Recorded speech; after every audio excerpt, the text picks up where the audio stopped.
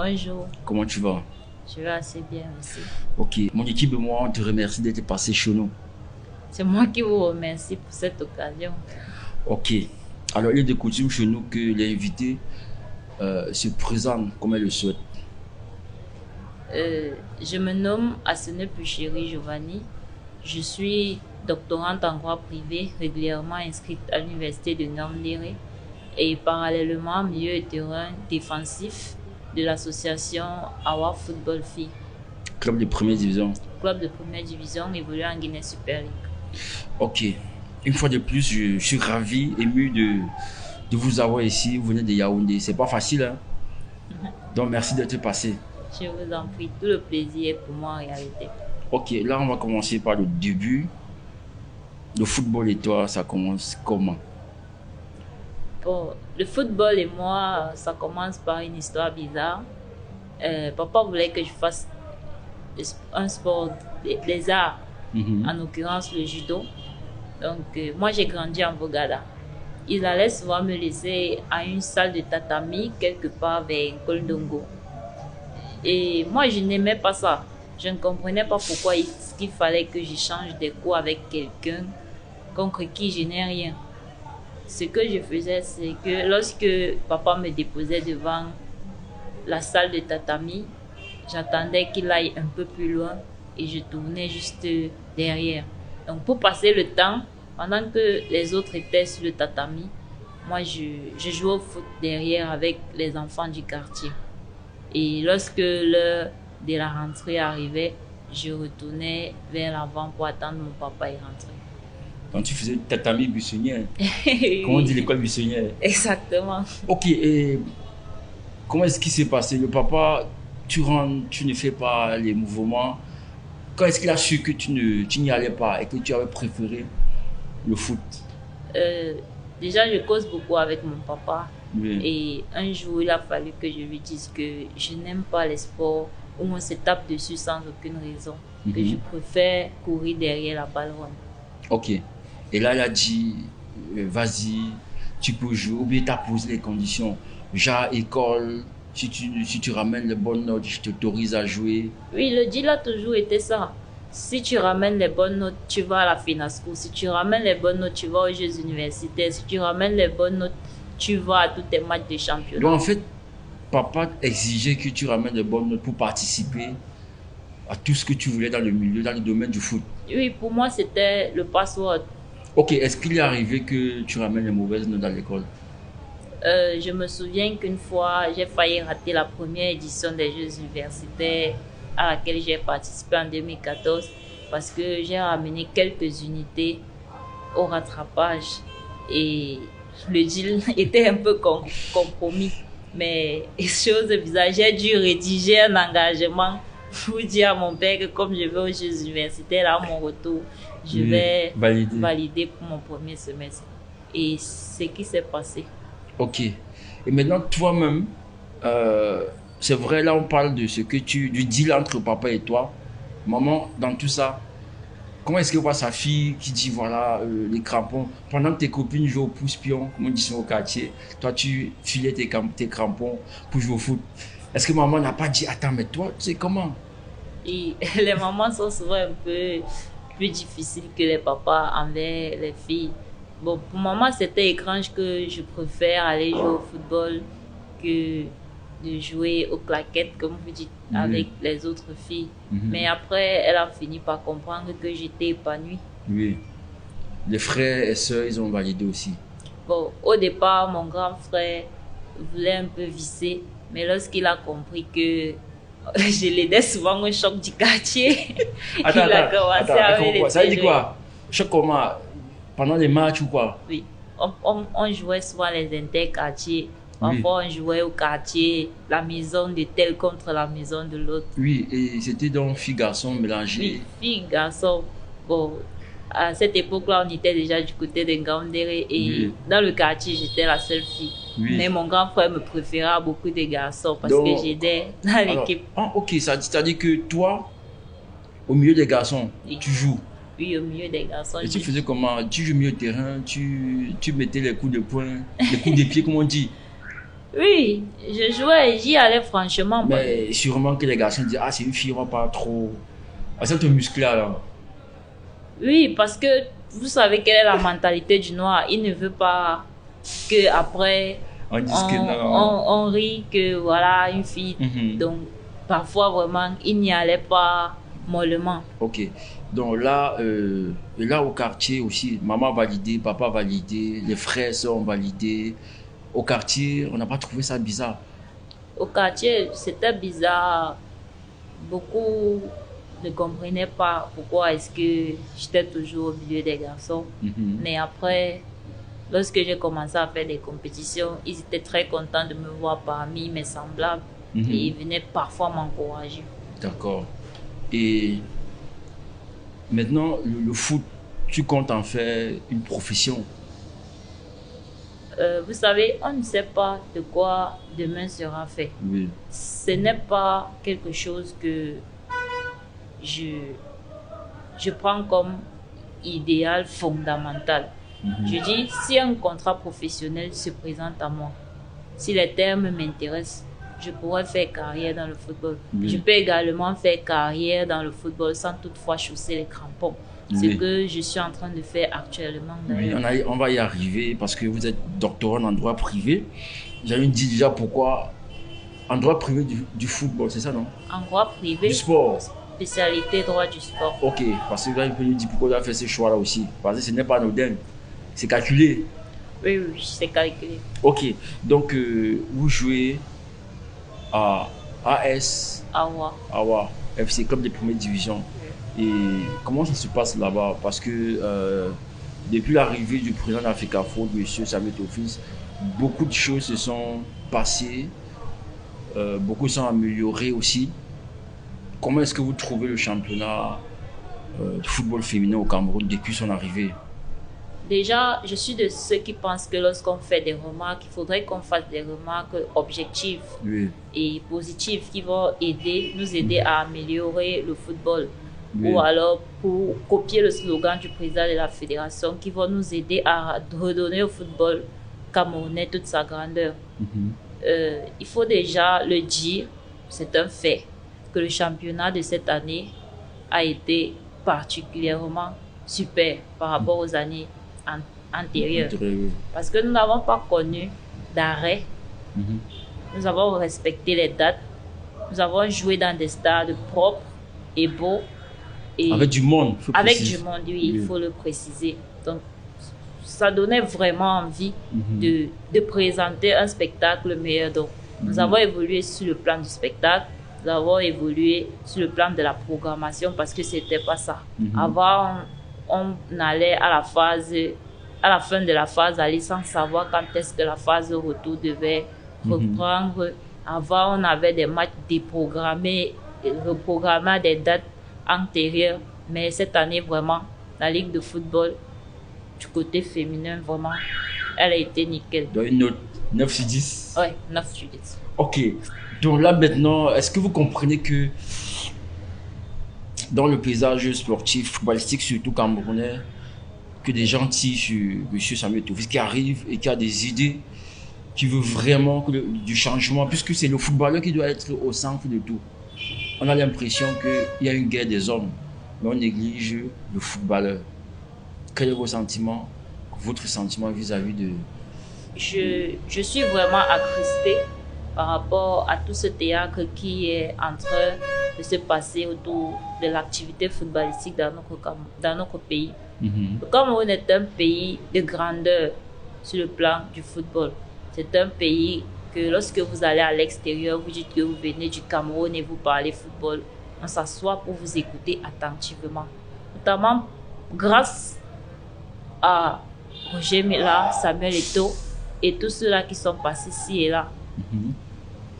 Je pense que beaucoup de Camerounais n'ont pas saisi le fait que le Samuel Eto'o, président de l'Africa Foot, n'est plus le Samuel Eto'o qui a chaussé les crampons et qui nous a fait supporter le FC Barcelone pendant qu'on n'était pas des Espagnols. L'équipe du Cameroun aussi. Oui. Donc, les Camerounais ont beaucoup attendu de lui, oubliant que la fonction administrative n'a plus rien à voir avec avec le Samuel Eto'o qui joue au football. Donc, ce que je dis par rapport à tout ce qui se passe, il faudrait que ceux qui veulent bien lui agresser la parole ou alors entrer en conflit avec lui, lui fassent des remarques objectives. Parce que jusque-là, on va dire, on a suivi des voices, c'est vrai, mais je peux pas dire. Non, aujourd'hui, on fabrique les voices avec. Justement, c'est ce que j'en venais. Je peux pas dire avec exactitude que c'est la voix du président du président de l'Africa Foot. Donc, je ne peux pas me prononcer sur tous ces litiges, étant donné que pour moi, je considère que je n'ai pas assez d'éléments. Rien n'est clarifié. Ils se font la guerre et ils oublient quelle est la pyramide normale du football. Parce que la pyramide normale du football, elle commence par le footballeur. Après le footballeur, on a les clubs. Ces clubs-là forment des ligues. Vous allez avoir des ligues amateurs, la ligue jeune, la ligue féminine, la ligue professionnelle. Après ces ligues, nous allons monter d'un cran. L'ensemble de ces ligues qui forment la fédération. Après la fédération, on a les confédérations. Et au-dessus des confédérations, nous avons la FIFA. Donc, au milieu de tout ça, toute cette guerre, je crains le footballeur camerounais. Oui, puisque depuis que tout ça se passe, on ne parle pas de lui. Oui, si les présidents de club sont en conflit avec le président de la fédération, je ne suis pas sûr qu'ils feront jouer leur club le moment venu à la reprise du championnat. Et le footballeur en souffre parce que quand le championnat ne se joue pas, il n'est pas payé. Et je pense que c'est l'un des combats du président de l'Africa Foot. Donc, un joueur devrait être payé 12 mois parce qu'il est un travailleur. C'est sa profession, d'où l'appellation footballeur professionnel. Donc, vraiment, il faudrait qu'on le laisse travailler déjà et qu'on permette à ce qu'il puisse dérouler son programme. Et après, lui faire des remarques objectives sur certains points. Et après, à côté, les querelles entre les personnes, je ne m'y intéresse pas. Moi, ce qui m'importe, c'est la valeur du football camerounais, la place du footballeur en particulier. Ok, on revient sur le football féminin. On sait que l'équipe de football féminin du Cameroun, ils ont eu des belles prestations qui ont motivé plusieurs filles aujourd'hui à vouloir jouer au football. Est-ce que tu fais partie de ces gens-là? C'est-à-dire les Popé, Nganamo, de tous ces gens-là. Est-ce que tu fais partie de tous ces filles qui ont été motivées au moment où ces filles, n'est-ce pas, ont porté haut les couleurs de l'équipe nationale du Cameroun? Oui, je me souviens que je ne dormais pas lorsque la Coupe du Monde s'est jouée au Canada. On voyait les matchs en nocturne, 2 heures du matin. Mais moi, à la différence des autres qui ont aimé Adjara, Nganamoué, Aboudji, moi j'ai aimé Raïssa Fedjo. Raïssa Fedjo a toujours été mon. Mais c'est ton poste, non? Je me dis. Parce que je ton poste. Non, Raïssa Fedjo, jusqu'à présent, il faut le dire, nous n'avons pas encore prouvé la paix qui remplace Raïssa Fedjo. Mais tu es là, non? Je l'espère. Mais c'est le travail, il faut bosser dur. Oui, il faut bosser dur, c'est beaucoup de travail. Raïssa Fedjo, c'est la précision, c'est la percussion, c'est la bonne passe. Tout ce mélange-là, le mieux, le terrain même. Ok. Maintenant, comment tu vois le football féminin au pays? Comment tu trouves ce football-là? Est-ce que tu conseillerais une fille, vu tout ce qui se passe maintenant, de se lancer là-dedans? Est-ce que est-ce que c'est possible? Il faut être honnête. Notre contexte n'est pas encore très adéquat pour la jeune fille qui décide d'abandonner, par exemple, je dis n'importe quoi, ses études pour aller jouer au football. Mais je dis, si c'est son rêve, elle devrait se lancer, mais tout en ayant une hygiène de vie bien contrôlée. Cette hygiène de vie, c'est quoi, par exemple? Cette hygiène de vie, par exemple, c'est ne pas oublier qu'elle est une femme, de savoir garder sa dignité. C'est pour cela que je loue l'effort de la fédération qui paie les salaires aux filles. Ça fait sortir la footballeuse d'une certaine misère. Et lorsque un être humain, en général, la femme en particulier, a un ventre affamé, elle est livrée à beaucoup d'abus. Elle pense à nourrir parce qu'il y a 75% de footballeuses, il faut le dire, qui évoluent en Guinée Super League, qui sont mères. Elle pense à nourrir son enfant. Et lorsqu'elle joue, elle ne reçoit pas de rémunération. Elle est tentée à accepter certaines choses qui ne sont pas très louables. Oui. Donc, il faudrait vraiment que les dirigeants se penchent sur la vulnérabilité. Voilà, d'où finalement ce qu'on disait par rapport au président Samuel Touré, qui connaît toutes ces choses-là et qui a voulu y remédier, mais on lui casse. On lui met un peu les, comme on dit souvent au quartier, on l'empêche d'y aller. Mais là aussi, puisque toi, tu allies football et études, oui. N'est-ce pas là pour éviter d'être comme celles-là qui prennent juste le football comme étant leur activité, leur profession? Parce que toi, par contre, tu n'as pas les études. Tu peux jouer au foot comme tu peux ne pas jouer. Oui. Tu auras une carrière.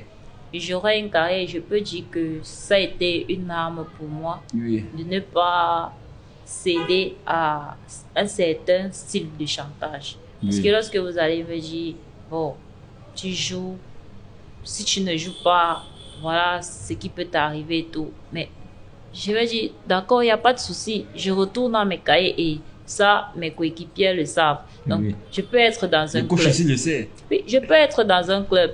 Vous ne me faites pas jouer. Je ne viendrai jamais vous voir que coach, voilà. Mais je peux venir vous voir dans ce sens que coach, est-ce que vous pensez que je peux améliorer ma performance? Dans ce sens-là, je peux venir vous voir. Mais pour dire coach, vraiment, je voudrais jouer en échange, je peux. Non, ça, c'est pas moi. Ok, ça veut dire que il y a des moments où pour jouer dans un club titulaire, il y a des deals. Oui, ça se fait, même chez les hommes, même chez les professionnels en Europe, ça se fait. Mais c'est quel deal comme ça? Bon, ça dépend de qui est devant. Est-ce que les coachs peuvent aller genre demander des compensations sexuelles? Ça existe?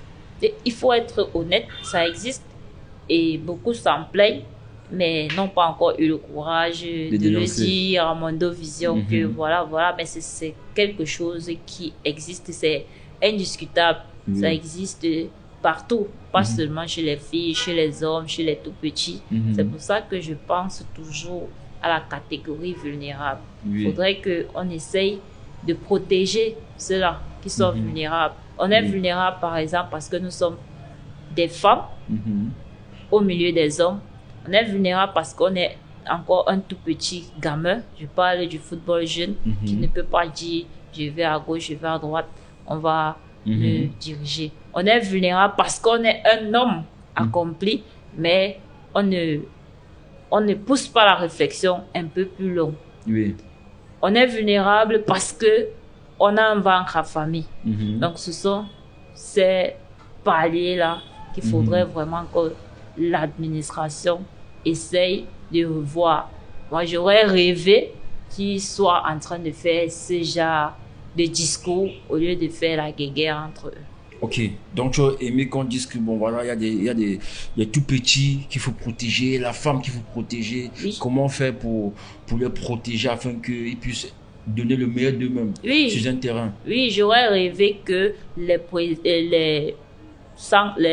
propriétaires de centres de formation demandent une audience au président de la FECAFOOT pour qu'il pense à la protection des tout petits, ou alors que des assistantes sociales viennent voir le président et dire qu'il faudrait inclure des réunions éducatives avec les footballeuses pour pouvoir parler à certains phénomènes qui se passent dans le domaine du foot. Ça, j'aurais aimé.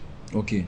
Donc, c'est une doléance que tu fais aujourd'hui même à tous ces présidents et tout. Oui, parce que... Et même peut-être le président d'Afrique, il faut plus lui dire, ok, lui-même, il peut engager ça. Oui, au-delà de tout ça, le sport c'est l'éducation.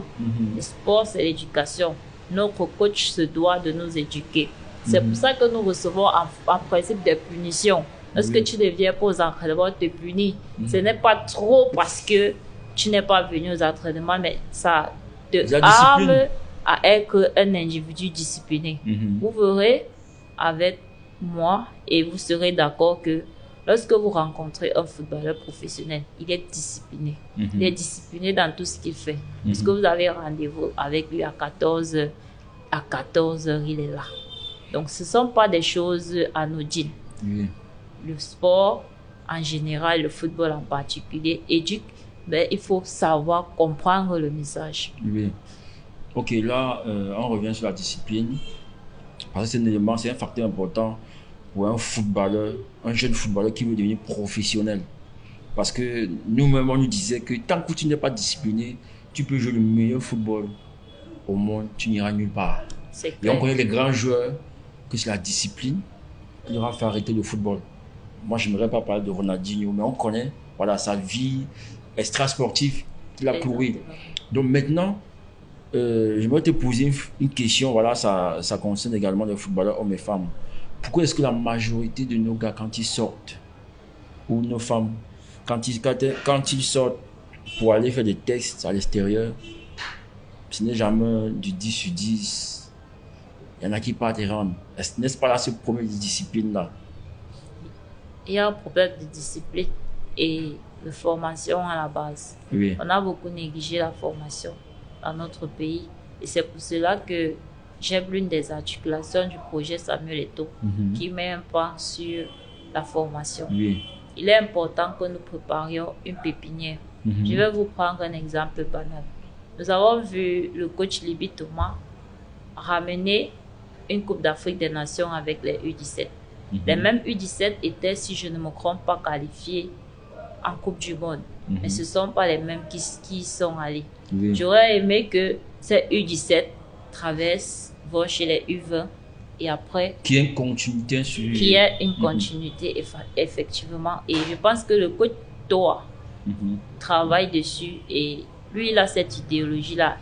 Idem que le coach Enonga Chou qui est au niveau de la NAFOOT qui travaille beaucoup dans ce sens, au sens de la formation. Il faudrait qu'on crée une pépinière au Cameroun et qu'ensemble, nous voyons comment ils sont en train d'évoluer. Les UVA ont gagné la francophonie, mais je ne suis pas sûre que demain, quand on va arriver chez les U23, il y aura peut-être 5 joueurs de ces U20-là.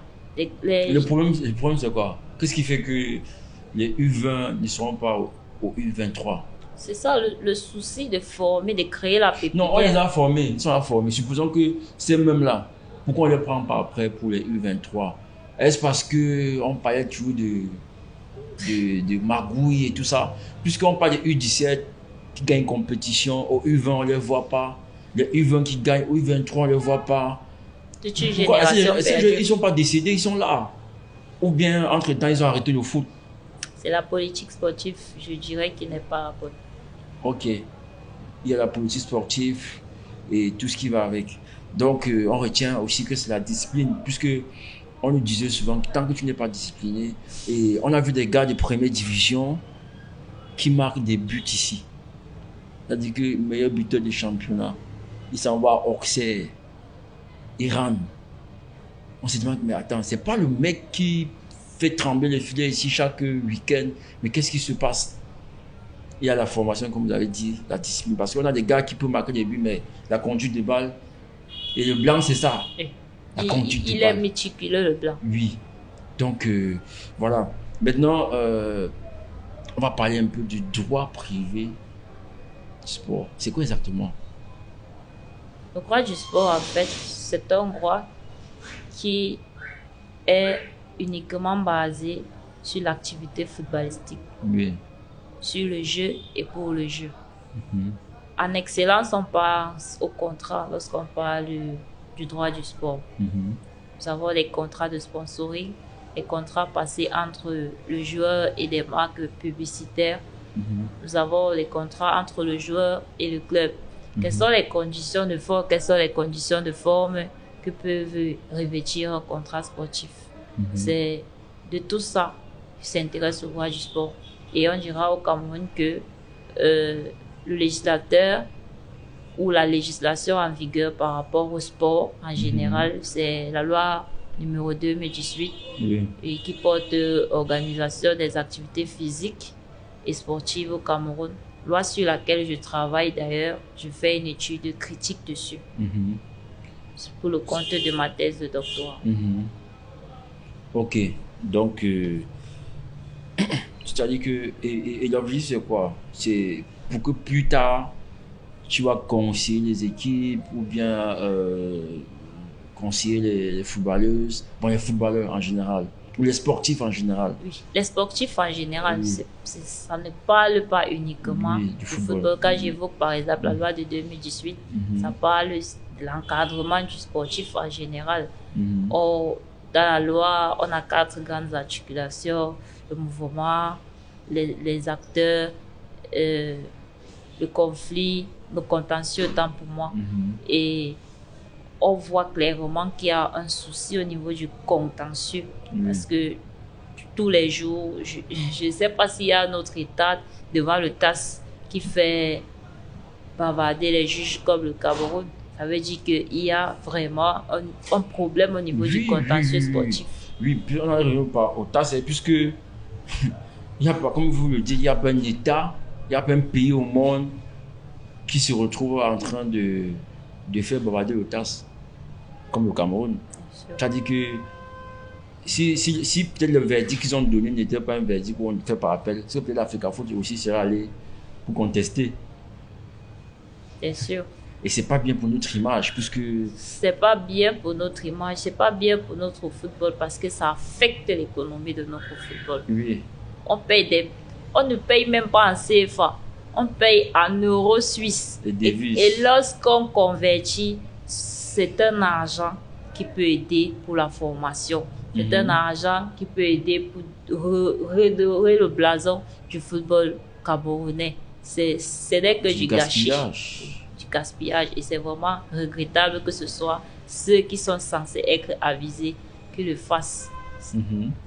Et tout ça, c'est le sport qui paie. C'est parce que les gens vont rentrer avec leur argent, mais le mouvement sportif a perdu, l'image a été dégradée et tout ça. Bien sûr. Alors, est-ce que tu penses que c'est possible qu'à l'avenir, les gens ne puissent plus aller au TAS? C'est-à-dire que les problèmes en fait, dans le sport au Cameroun puisse être géré ici.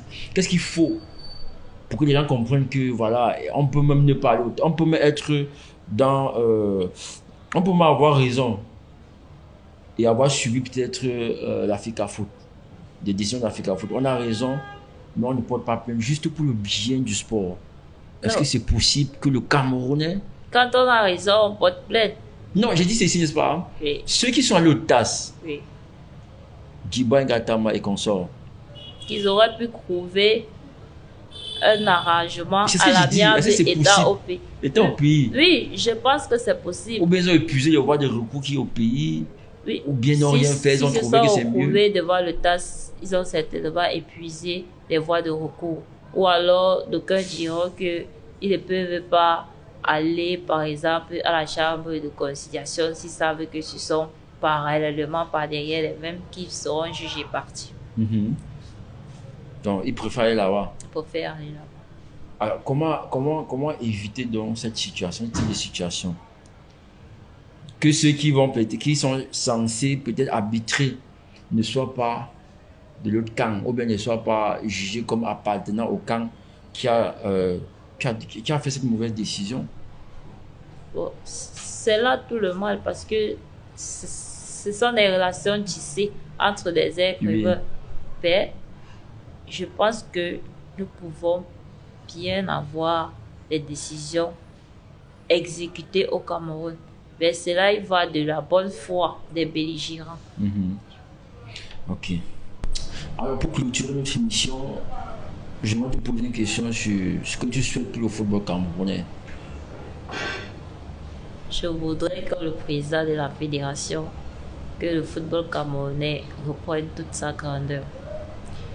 Et pour cela, il faudrait que sur le plan local, nous soyons arrimés aux règles. La loi de 2018 exige que les clubs, par exemple, qui se disent être professionnels, soient des sociétés anonymes ou des sociétés anonymes à responsabilité limitée. Du moins qu'elles revêtissent ces formes-là. Il faudrait donc que ça commence par là. Parce que le souci de la professionnalisation, c'est qu'il faudrait que les sponsors entrent. Et si un individu à lui seul veut être président de club, vous n'allez pas me dire aujourd'hui qu'il y a un Camerounais capable de payer en moyenne 30 joueurs, 200 000 francs chaque mois, leur payer des primes de match, payer les primes d'entraînement et de logement. Je ne sais pas s'il y a un Camerounais qui reçoit un salaire capable de faire ça. C'est pour cela qu'on demande que les clubs prennent des formes de société. En prenant les formes de société, ils auront des actionnaires. Ça va faire, les capitaux seront plus importants et l'économie du sport va s'accroître. Lorsque l'économie du sport s'accroît, le footballeur est épanoui. Le président du club aujourd'hui qui ne gagne pratiquement rien, parce qu'il faut le dire, ne gagne pratiquement rien, beaucoup le font juste par passion. Mais d'autres aussi sont de mauvaise foi, ils se servent du football pour se faire de l'argent. Mais c'est très important. Commençons par là et voyons voir ce que le football camerounais présentera comme visage si les clubs s'arrivent normalement à la législation, comme le veut la loi de 2018. Ok, et c'est même le problème en ce moment au Cameroun parce que plusieurs présidents de clubs ne veulent pas de ce modèle-là. Ils veulent fonctionner comme au quartier. Le problème, c'est qu'on doit leur faire savoir que le Cameroun ne leur appartient pas. Ce n'est pas le président de l'Africa Foot qui a écrit la loi de 2018. Je ne suis même pas sûr qu'en 2018, l'envisageait être président de la fédération. Donc, il faut que les uns et les autres s'arriment. Je pense au football, je pense au volleyball qui me fait vraiment mal. Parce que hier encore, avant la sortie du ministre, je crois, en défilant sur Facebook, j'ai vu un communiqué qui m'a fait froid d'eau, à savoir que les U19 de volleyball qui étaient en compétition jeu de 16 août ne sont pas l'équipe nationale du Cameroun. Je me suis demandé si celui qui a produit ce texte a pensé qu'il y a des enfants des gens qui sont en territoire étranger qui pourraient avoir des soucis uniquement à cause de ce texte. Est-ce que vous pouvez imaginer ce que ça fait d'être en compétition avec l'équipe nationale et qu'un texte qui vient de votre fédération vous méconnaît en tant que représentant du Cameroun? C'est très grave. Et les uns et les autres ne s'intéressent pas à ça. C'est leur porte-monnaie, ce sont leurs sièges, ils les servent à je ne sais pourquoi. Il faudrait donc que ça cesse, qu'on respecte les règles établies pour le foot ou pour le sport en général. Et je pense que le sport va se porter bien au Cameroun parce que la qualité athlétique, il y en a. Le sportif, nous avons le bon sportif. Si nous n'avions pas le bon sportif, nous ne ramènerons pas des victoires malgré tous les problèmes que nous avons. Et je tire un coup de chapeau aux volleyeurs et aux volleyeuses camerounais. Ok, merci d'être passé chez nous. On espère que on vous reverra très bientôt dans notre cours. Je serai ravie de répondre à vos candidatures. Merci.